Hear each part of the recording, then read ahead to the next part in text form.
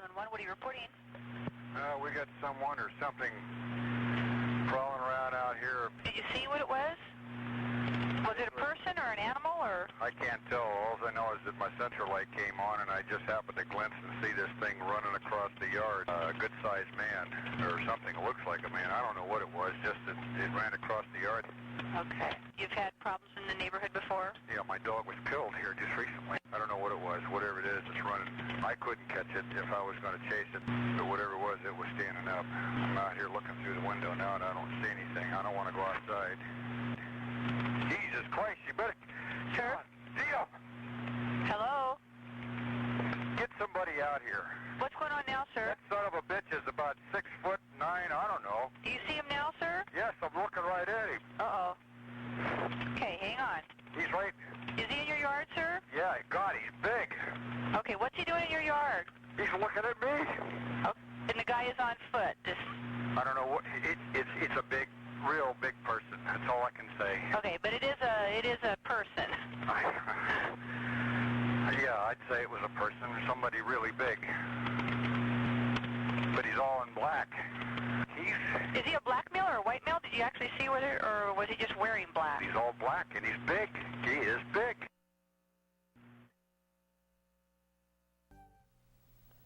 Hi, I'm Mark Madison, the historian at the National Conservation Training Center, and I'd like to welcome you to another in our series of afternoon broadcasts we call Conservationists in Action. As you might have guessed from the 911 call, we have a slightly different show today with a very interesting guest talking about cryptozoology and whether Bigfoot exists or not. But first I'd like to introduce our guest who's been to NCTC many times. Larry Battson is a wildlife educator. He's come out here with his wife Cheryl. Virtually every open house I think we've had since we opened. How many has it been, 10? We've had 10, yeah. Yes. So you've been to all of them. He comes out with rehabilitated wildlife, baboons, snakes, all sorts of wonderful animals, teaches families about their habits and wildlife natural history, and he's a good friend of NCTC. But he has another very strong interest, and that is in the natural history of Bigfoot. And that's why we've invited him here this afternoon to learn something new and to see what evidence there might be out there to prove there's a Bigfoot. So Larry, welcome to the show. Thank you very much. It's a pleasure to have you here. And if you wouldn't mind starting out, tell us how you got interested in Bigfoot. Well, the first time we came out to NCTC was with Jim Fowler from the old television program, Mutual of Omaha's Wild Kingdom. Sure. We have done a lot of work with Wild Kingdom over the years. In other words, Jim does not really have his own animals, so when he makes an appearance somewhere, the first thing he'll say, bring your animals. So there's a network of people that he knows all across the country that have animals that they use in lecture work, like we use our animals in about 250 schools a year. So he invited us to the Callaway Gardens in Columbus, Georgia, to bring some animals down for some presentations there. So over breakfast one morning, he was talking about his recent trip to Russia, and he was working on a television program that lasted, I think, maybe 1-2 seasons for ABC called The Spirit of Adventure. And they'd gone to Russia to film the Russian brown bear. Well, over breakfast, he proceeds to tell me, he says, I was over there with these Russian guides, and he said all they wanted to talk about was Bigfoot, because they had seen something over there. They had found these footprints in the same areas that they were filming these bears. And they'd heard about the stories from Northern California, and Oregon, and Washington. So over breakfast, we're talking about this, and I thought, and I'd had a mild interest about it in the past. I'd just read a couple books, and I thought there might be something to this. So it wasn't long after that, I got a phone call from a gentleman that produced a recreational show in Cleveland, Ohio. And he said, Larry, he says, we're always looking for something new. He said, do you have any ideas for some type of exhibit or presentation we could do? So I said, well, let's have some fun. Let's do a thing on Bigfoot or Sasquatch. Yeah. In fact, he says, I will even build a Sasquatch. And we'll put this whole display together. And they said, well, let's take it a step further. He says, let's get an expert from British Columbia. Make some phone calls. So I called, first of all, I called Willow Creek in Northern California. Because through the books that I read, I'd heard about this film that had been made by Roger Patterson and Bob Gimlin. The Patterson Gimlin film. So I was putting together things for this exhibit, and so I called the variety store. I said, what do you have on Bigfoot? He said, I got coffee cups, I got bumper stickers, I got posters. Fantastic. I said, do you have any eyewitnesses of people that have claimed they've seen Bigfoot? He says, hold on a minute. He says, I've got a couple numbers on a piece of paper inside of my wallet. He says, give me a moment. Let me see if I can get those numbers for you. Well, the two numbers that he gave me was a gentleman named John Green and another gentleman named Bob Titmus, and they both lived in Harrison Hot Springs, British Columbia. He said they'd been through here a couple years ago. He said, try and give these fellas a call. So the first one that I called was John Green. Well, I find out, and didn't know about this at all, that he is a journalist, and he'd been involved with this since about 1958. He'd written several books on the subject. Called him up at home, and he was real talkative, and he said, well, there's people that might talk to you. And I said, well, I've got another number of this fellow named Bob Tip. He says, well, he's my neighbor. He just lives 2 streets over. He says, give him a call. So I called him. And first of all, he was pretty dry. He didn't really want to talk to me. It was the last part of his life. In fact, he was very ill. So I told him, I said, and I couldn't get anything out of him. So I says, I'm putting together this Bigfoot presentation, this exhibit for school children. Well, that was just like opening the floodgates. So he was willing to help me then. So one of the first questions I asked him, I says, have you ever seen one? Now, before I'd made these phone calls, this Bigfoot exhibit, this display, I was going to have fun with it. I was going to be very sarcastic. I said, well, this is going to be good for a laugh. So he got real quiet on the phone. He says, after I asked him whether he'd seen one, he says, I have. I said, can you tell me about it? He says, well, the first time was in 1941 off the coast of Alaska in the Wrangell Narrows. He says, I was in the Navy and I was on a naval ship. He says, all the guys were down in the ship playing cards. It was just about dark. He said, I decided to walk up on the deck to smoke a cigarette. So he walks up on the deck of the ship and he's got this beautiful view of this Alaskan coastline. Well, he looks along what they called the shore of this beach. Well, he called it the beach. They call it the beach up there. And he sees this animal, creature, whatever, that walked upright. He said it was about 7.5 feet tall, chestnut brown in color. He said what was just so remarkable was the size of it, and then you could basically see this was a very powerful animal. And he watched it walk along the beach and then up into the bush, into the forest. So this wasn't registering in his mind what he had just seen. Now, he was also a taxidermist and a hunter. And as he put it, he says, I have killed and stuffed every animal that's indigenous to this area, supposedly. He says, I've never seen anything like this before. He says, so as soon as he got out of the Navy, he decided that his goal in life was to hunt this animal. So he's in Kitimat, British Columbia in 1963 by himself. And he walked up to this huge rock wall, and he said he watched 3 of these animals go up this rock wall, freestyle rock climbing. You know, you've seen it on television where the guys use the chalk and they go up El Capitan in Yosemite. He said he watched them do the same thing. He said they'd reach up, feel for a crack, pull their entire body up. He says there was a big one, a medium size, and a real small one. So he assumed it was a family. And he said what would have taken a rock climber all day to accomplish, he said they did it in about 30 minutes. After that phone call, after I talked to this man for a long time, I mean, my phone bill was British Columbia, changed from then on. I thought, whoa. I said, there's got to be something to this. I said, it's either the most amazing animal that we have on this planet or the greatest hoax ever created. So I proceeded to talk to him, and they told me, they said, are you familiar with the Patterson Gimlin film? It had been shot in Bluff Creek, California. I said, well, I've seen it a little bit on, a couple shows. Sure. And, but he says, you need to get that film. I said, okay. So I called, Roger Patterson had passed away, so I called his wife, and I was able to get a videotape copy of the film. And I looked at it a couple hundred times probably. And then I called Bob Titmus back because he was the one, after that film had been shot, he'd been in that area. In fact, he knew that area 10 times better than Roger Patterson or Bob Gimlin. Mm-hmm. And after that film had been shot, they took the film up to the University of British Columbia in Vancouver. Well, Bob was up there on the first showing. Now, here they sit in this room, and they're looking at this 16 millimeter film. Now, a lot of people, when they look at it, and we'll be able to see it here in a moment, they'll say it's so jerky, it's out of focus. Well, my dad had one of those cameras, and we have entire vacations that are that way, let alone trying to film some kind of a creature. So I called Bob up after I'd viewed it a few times, and I said, well, tell me your take on the film. He says, well, I went there after we sat in that room with scientists, and he said the scientists all sat there and said, this is a hoax. This is a guy in a suit. And he sat there and he says, they're clueless. He says, they don't know what they're talking about.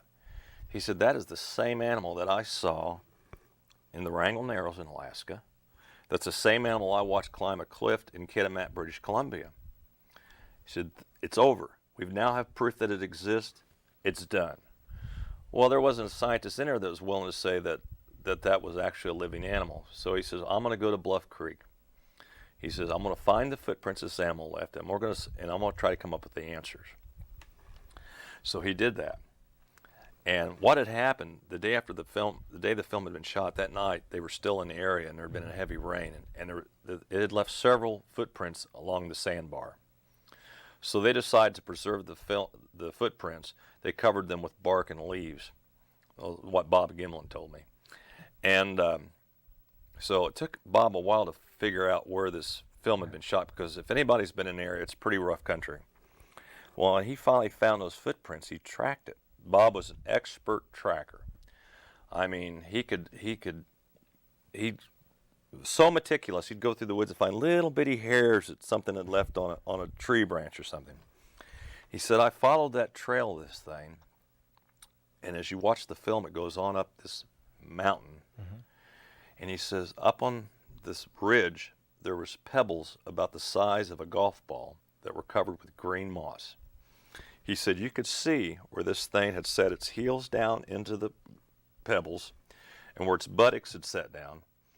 And from this vantage point where this animal was at, it had a perfect view of the valley below. In other words, while those guys were pouring plaster in those footprints and making those casts, this thing was watching them at the same time. So one of the arguments on it is, why did it stay in the open?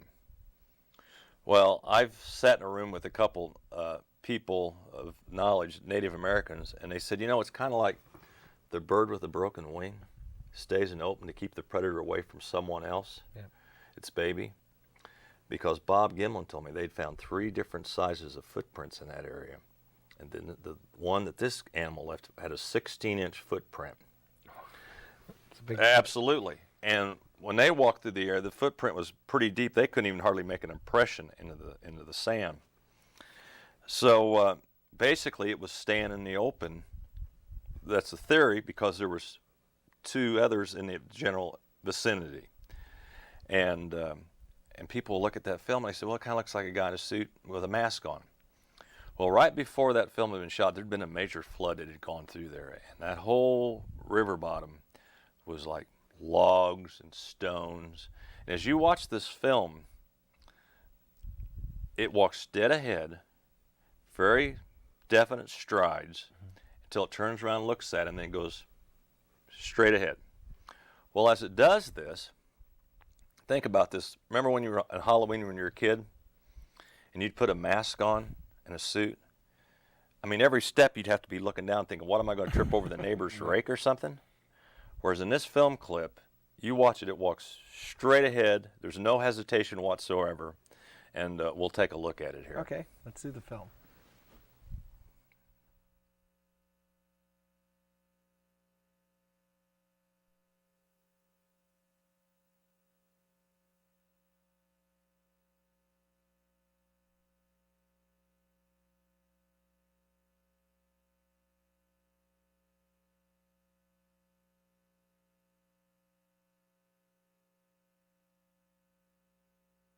See the muscles moving. In fact, the Disney people looked at this after it had been shot to get their impression on it, and they said, well, the only people that could put together something that was this authentic or this real was us, and we didn't do it.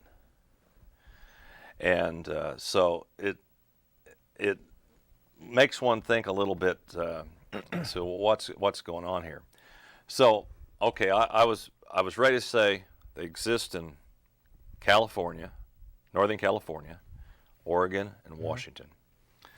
So we go to this RV show in Cleveland. We do this big exhibit, and John Green was in. We had a chance to talk and so forth. So I'm in my room that first night, and basically from 10 o'clock in the morning till 8 o'clock when the show talk ended that day, all we talked about was Bigfoot. I was burned out. I says, I'm so sick of talking. So I get a phone call in my room, and the guy says to me, says, I want to talk about Bigfoot. I go, well, the show opens at 10 tomorrow. I'll be there all day, so if you want to come out, and we'll be happy to chat about it. And he says, and this is his exact words, he says, I've been at war with these things. I says, what? I says, where do you live? He says, I live in Conneaut, Ohio. So I said, well, tell me a little bit about war with whatever this is. He says, well, we have a very rural, remote area. We built a home. And as we were building this home, they'd get so far in the framework and something would come in and tear it out. So they're thinking it's either kids or maybe a bear or something, whatever's doing it. So they put a guard on it, and they finally got the home up. So they've been in this home for about 2 weeks, and weird stuff would happen. They had this beautiful apple tree in the back, and one day it'd be full of apples, the next day the apples would be gone. There wouldn't even be any laying on the ground. So he's thinking, what in the world's going on here? Well, behind his house, he had a friend, the guy he worked with, said, hey, my wife just kicked me out. He says, I've got this trailer. Can I plug in behind your house? I'll keep it well away. You won't even know I'm there. So I said, okay, that'd be fine. So he sets up his little trailer. Well, one night the guy works late, comes home 11, 12 o'clock at night. He pulls in the driveway and he says, something ran across the road in front of me. He says, what? He says, something. He says, I don't know what it was. It could have been a bear, but it looked like to me it was walking on 2 legs. So then the guy's thinking, oh my God, I've got a nut living behind me. I says, this guy must have some kind of problems. I says, I think I've made a big mistake here.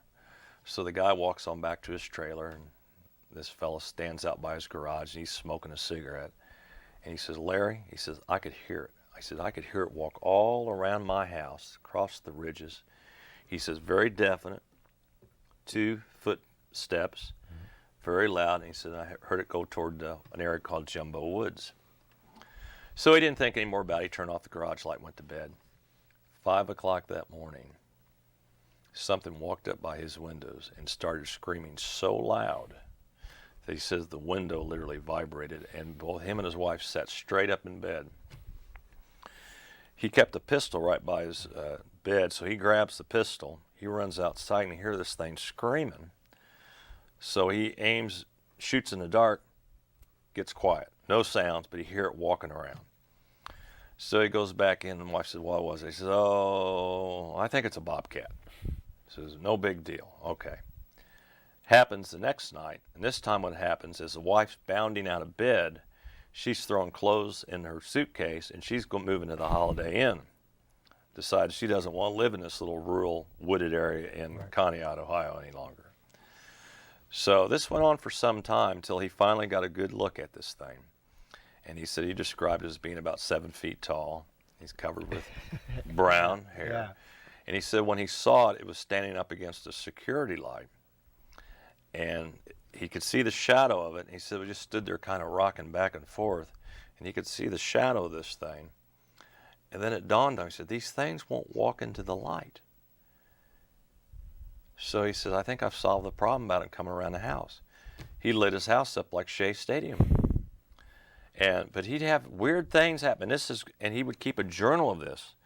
In fact, when first time I went to his house and had a chance to talk to him in person, I looked at his journal. I said, man, I wish I had the time to read all this. He says, if you give my wife about a month, she will type it all out for you. And she'll send it to you. And that's exactly what she did. She sent us this journal. And I'll tell you, it's some of the most fascinating reading. And this guy's just blue-collar worker. He's a welder. I mean, he has no reason to do this. Well, he finally got really upset, and he started calling newspapers and TV, and the neighbors just hated him after that. And he had all kinds of problems with them. They called him a nut and everything. Until finally one day a fella came up to him. He said, "Why are you doing this?" He says, "Why are you telling people about this?" He said, "Well, I didn't know what to do." He says, "This thing has been around here as long as I have. This thing has been around, my dad has."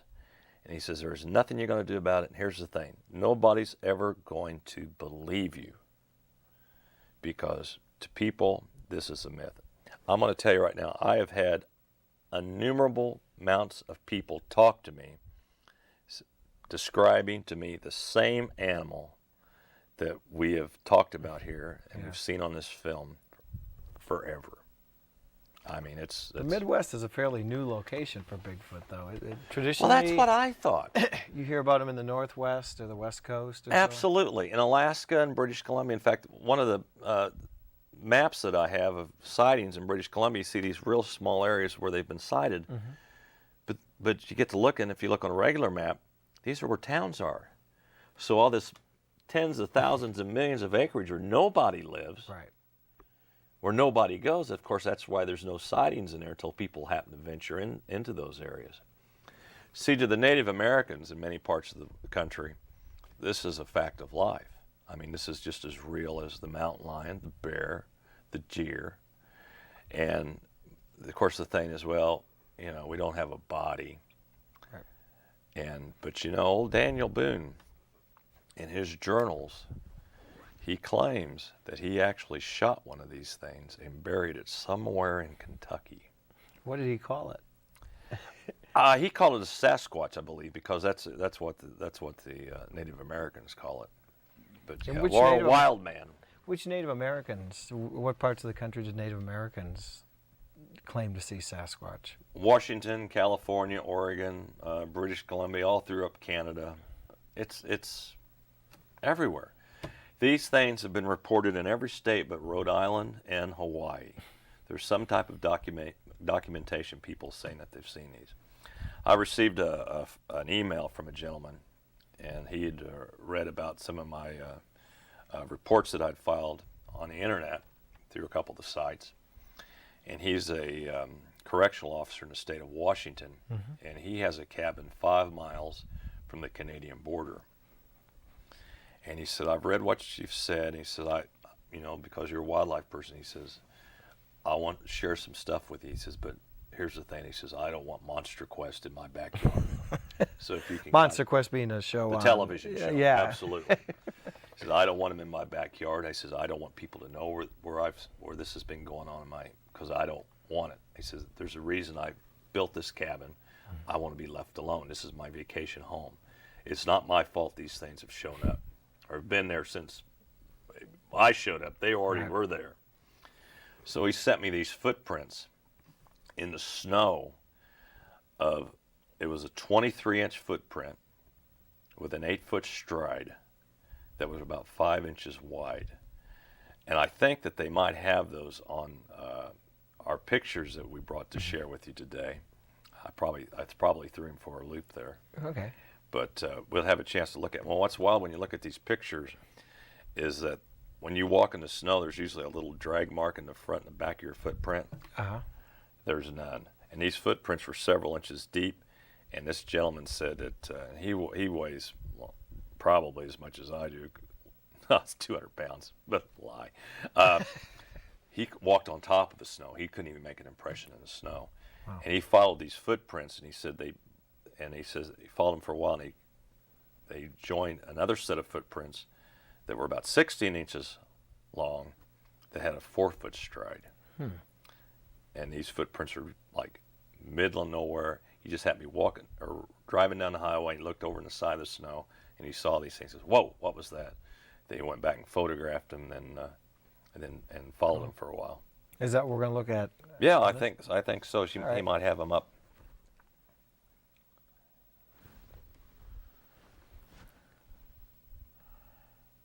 Now, where's the drawing from? Well, that's a drawing I made. I'm a graphic illustrator, so I'll have people describe to me what they saw, and this is what some gal saw looking in her window one evening. I said, "You sure it wasn't your husband?" And if it's her husband, he's not very pretty. Here they are. And I'll tell you what, when I first saw these footprints, I got chills. I thought, whoa. I said, look at those. And you can see all around it, there's nobody that's been walking there before. Right. There's a little closer look at them. But what he was amazed at was it was an 8-foot stride. We're talking about an animal that had to be at least 8 or 9 feet tall. These are footprints found in my state of Indiana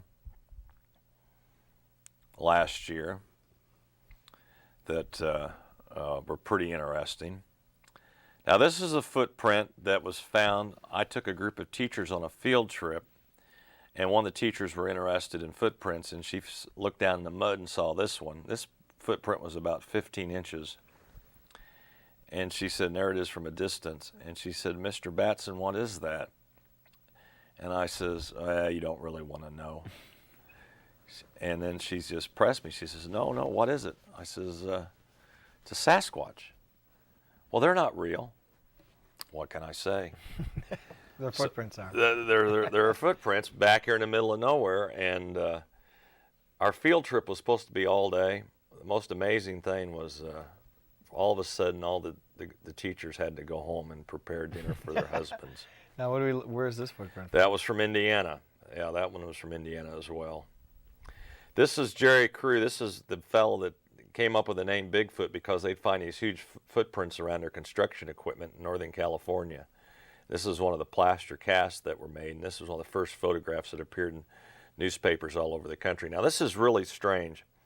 This was found in the middle of nowhere in Hoosier National Forest in the state of Indiana, and yet I have no answers for this one. Where literally a circle of branches were stacked up about a foot and a half tall.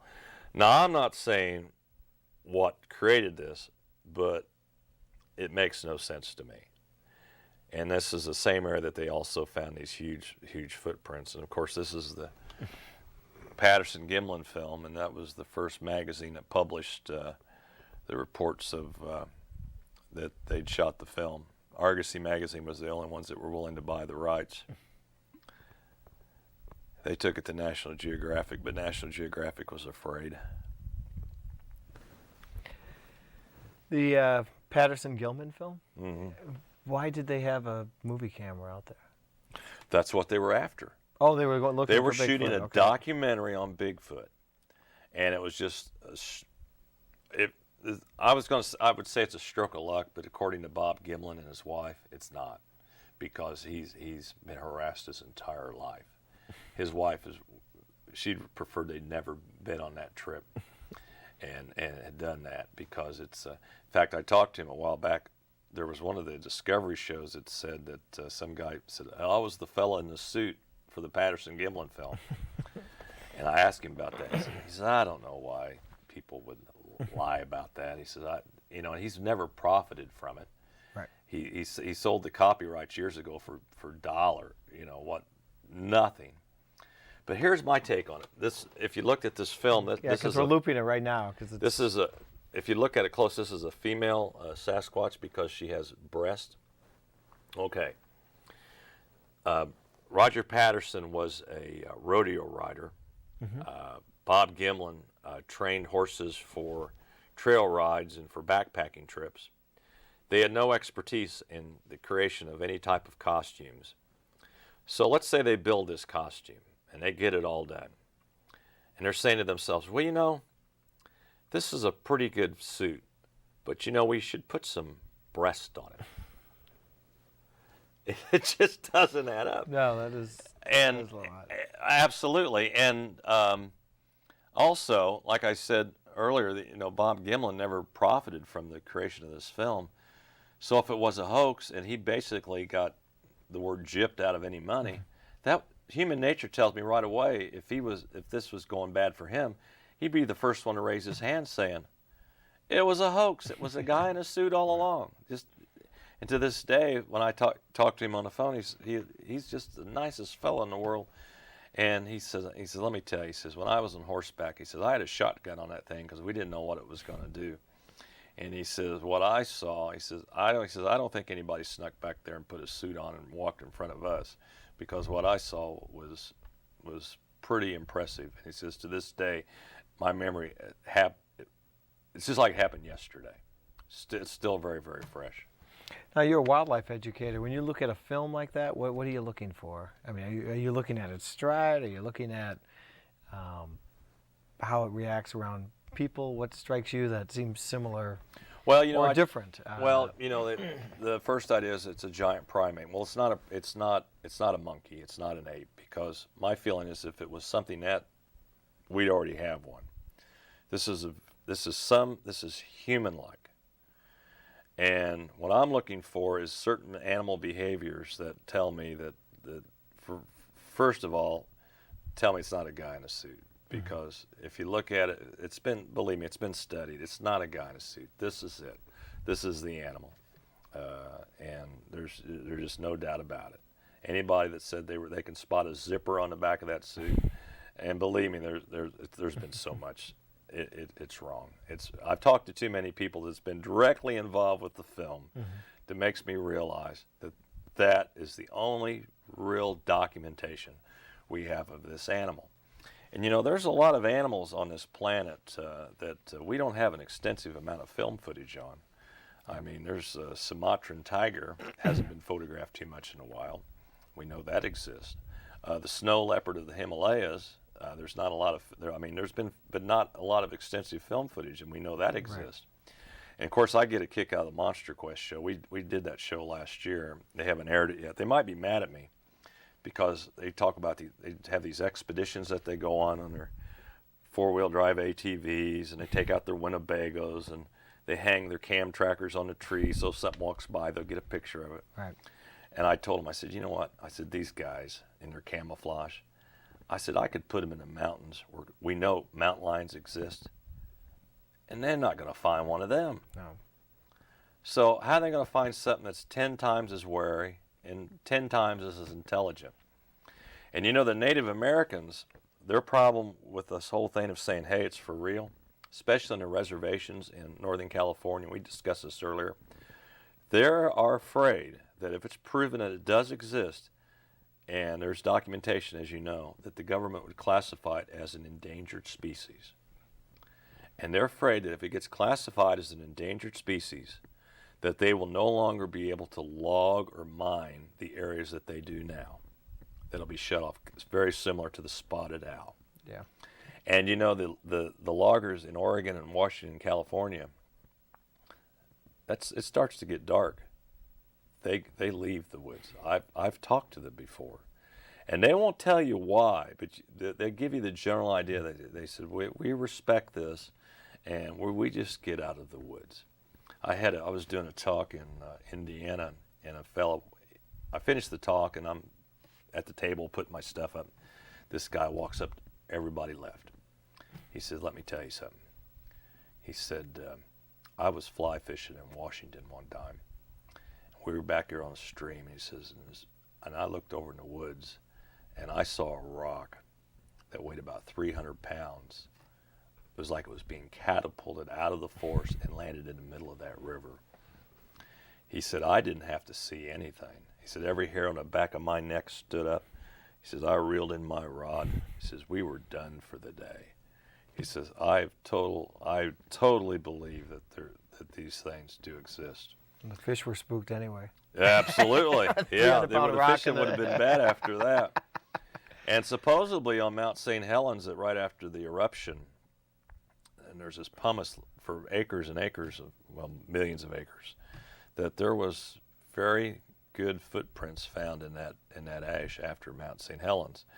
And then it wasn't long ago that I read on one of the sites on the internet, there's a site, Bigfoot Encounters. In fact, I submit quite a few reports that I get to that site, that they were taking animals that had been killed in the eruption off because they're afraid the decomposition of all these mass amounts of deer and elk and bear were going to pollute these waters for a long time. So they were basically filling nets and then hauling them out via helicopter. And I had read that a fellow on another helicopter looked over one of these nets full of dead animals, and he could distinctively see hanging from the net two charred-looking arms in that harvest of animals. So I don't know. It's it's a really interesting story, though. Is there other video footage of Bigfoot or something? Well, what term do you prefer? I mean, I'm no expert on the subject. Do people that are interested in the field regularly use Bigfoot or Sasquatch? Yeah, or? both. Okay. Yeah. So I kind of like. It doesn't really matter. The Native American Sasquatch works for me. Okay. Is there other big hairy guy? Is there other? Is that what Sasquatch means? And then they...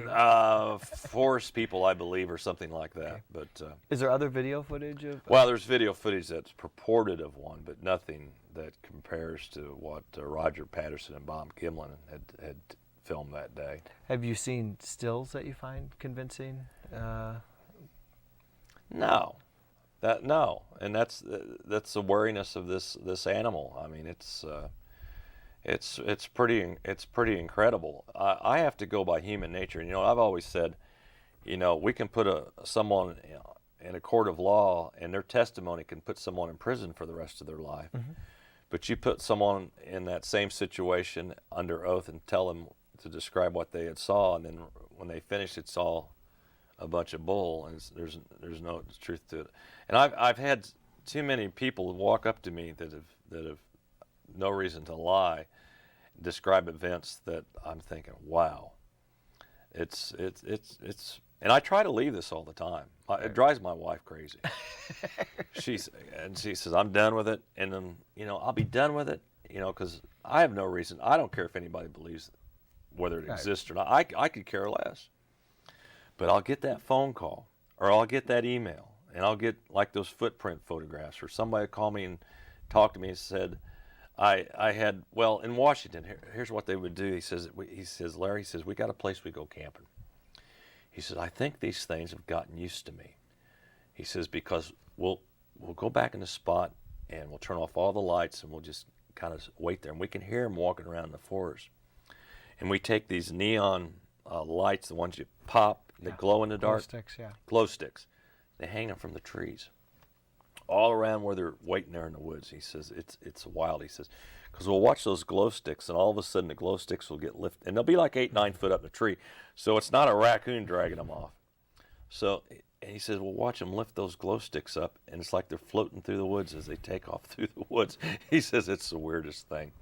And then he has a big horse trough he keeps behind his cabin. He says, I have to keep that horse trough filled with food, because if I don't, and it's empty, he says, I'll be in bed at night. And he says, these things will come up beating on the side of my wall and screaming in my windows. And sounds like bears when you feed them. Yeah, it kind of does that. We've talked about video and pictures. What does Bigfoot sound like, according to some of these reports? Well, we have some sounds that were recorded in Washington.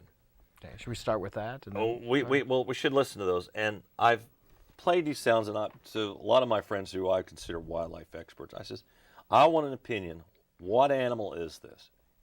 I says, is this some type of an owl? So we'll listen to those, and let's see. Okay. We'll see what you think. Right.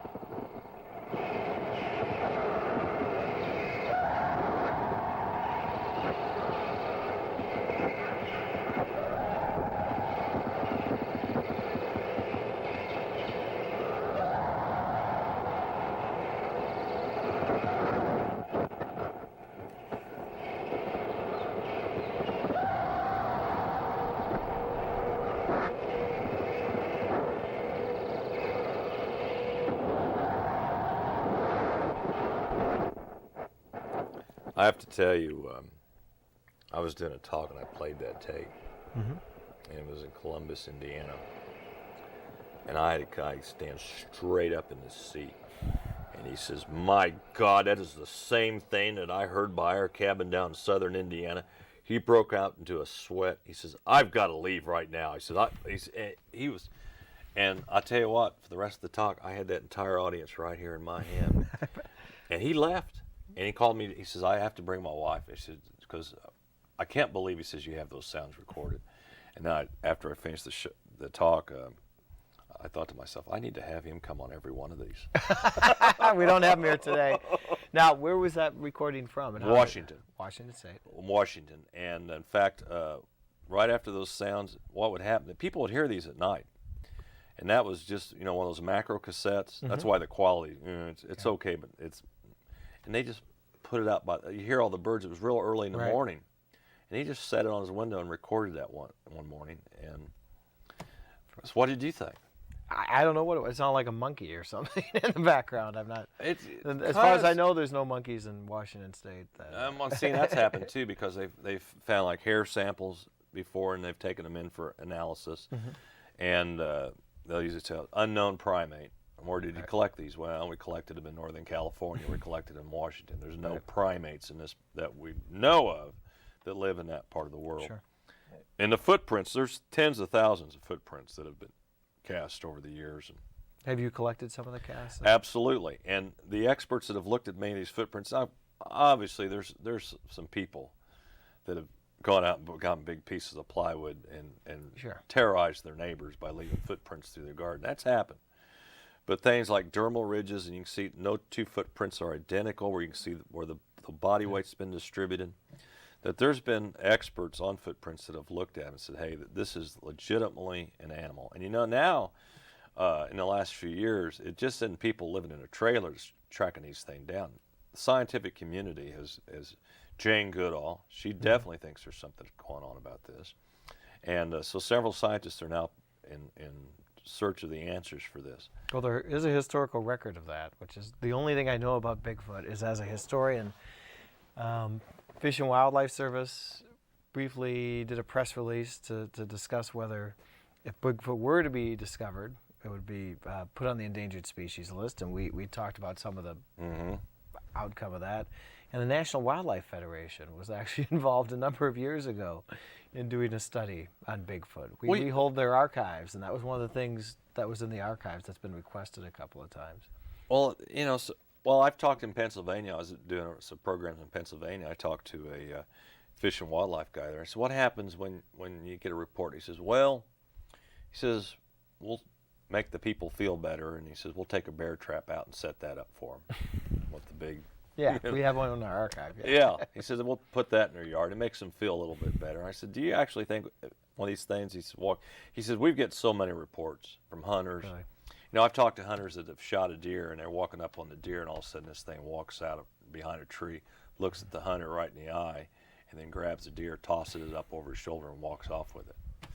I've had that story. I had a hunter that was in a deer stand in southern Indiana, and he was using coyote calls, and he looked down, and one of these things walked up to his tree and looked up at him, and did about 2-3 circles around his tree, and then walked back into the woods. He stayed up in a tree stand for 8 hours before he had the nerve to come back down out of there. So when you hear people look at you in the eye and tell you this, it makes you think there's got to be something to it. And I'll tell you what, if you think one of these things exists, your little hike in the woods is a lot more interesting.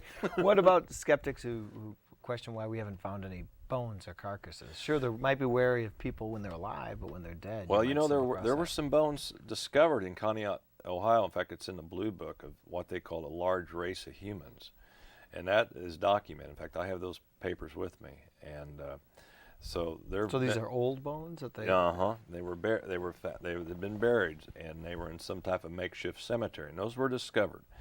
And there's a femur bone of what they still don't know. I think it's in California. I have to look that up for sure. And old Daniel Boone, like I said, he claims he'd killed one, and he buried it, and he told that story around a campfire, and everybody laughed at him, and he shut up about it from then on. And only in his journals later on.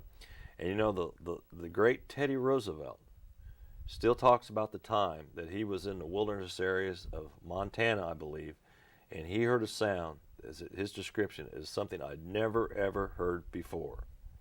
So, Very interesting. What would be convincing evidence to you? Part of a body. Part of a body. Yeah, people ask me what would be the final evidence on it. Let's say if you found one dead, what would you do?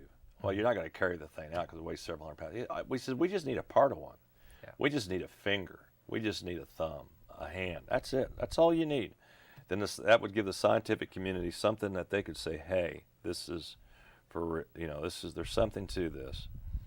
And, as a wildlife educator, I have to be real careful with this because I go to school children and I lecture about wild animals and I don't want to kill my credibility, but now that the scientific community's grasped a hold of it, and what I've gathered over the last 30 years that I've done this, there's something to this. Well, that's a good way to go out, and I would like to remind folks, Larry's a really good wildlife educator. He and his wife have been doing this for a number of years. We've had him out here numerous times. He's superb at that, and that's usually how we have him out here, but we thought we'd do something a little different, have a little fun, and do something we've never done in a distance broadcast. And we're going to do a public lecture with you out here tonight. And I have to say the phone has rung more for your public lecture than anyone I can remember in memory. I am so thrilled the U.S. Fish and Wildlife Service has decided to go with this because, and I guarantee you, I don't necessarily say this is the belief of our institution. But I'm going to tell you right now, there will be people in that audience tomorrow night that will come up to me and they'll say, I have seen or I know exactly what you're talking about. I guarantee it. And I know where they'll be sitting. They'll be sitting about 2/3 back in that audience. And they'll be kind of overlooking the whole situation. And after the presentation is over, they'll just kind of wander up and talk to me. And then when they get me aside when no one's around, because I figure 99% of the people that have ever seen something like this don't tell anyone because they want that nice little rural place they've built, that cabin in the woods. They don't want every nutty guy in camouflage trouncing there trying to bag him a Bigfoot. Trying to bag him. Mm-hmm. Well, Larry, thank you so much for reminding us that the best part of nature is the mysterious part of nature. Absolutely. And this has been really fun, and I think as we go out, maybe we'll try to run that video footage one last time for the audience. But thanks again, Larry. Larry will be giving a talk at NCTC in the evening, one of our community lectures, and I'm sure we'll get him back at the open house, which is the third week in October, where he will probably not be coming with Bigfoot.